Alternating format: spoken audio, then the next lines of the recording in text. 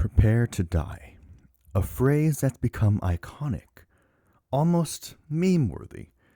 But behind the memes, the frustration, and the countless "you died" screens lies something much deeper. Dark Souls Remastered isn't just a difficult game, it's an unforgettable experience. Let's talk about why.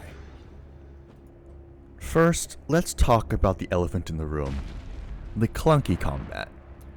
Movement is slow, attacks are stiff, and dodging? Sometimes it just doesn't feel right. Your sword bounces off walls, your character turns like a tank. It can feel rough, especially if you're coming from modern action games. But here's a twist. That clunkiness is part of the challenge. Every enemy demands focus. Every animation has weight. You're not fast. You're not fluid. But when you win, you know it was all you. It's frustrating, but it's also fair.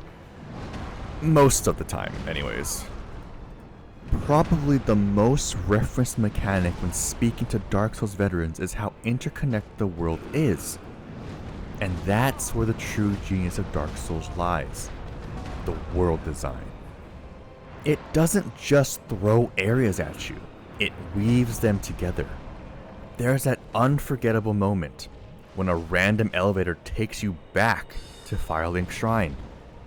And suddenly you realize the world isn't just big, it's connected. Everything loops, everything links. No quest markers, no maps, just your memory and your curiosity. The world becomes your puzzle, and solving it, it's one of the most satisfying feelings in the game. Most of the time, Dark Souls is quiet. No background music, just your footsteps and distant screams. But when that music does arrive, it hits hard. Firelink Shrine's gentle piano, the primal choir of a boss battle, the haunting sorrow of Gwyn's final theme. Every note feels purposeful, emotional, heavy. It tells you what words won't. That this world was once full of glory, and now it's falling apart. The music doesn't just support the atmosphere, it becomes the atmosphere.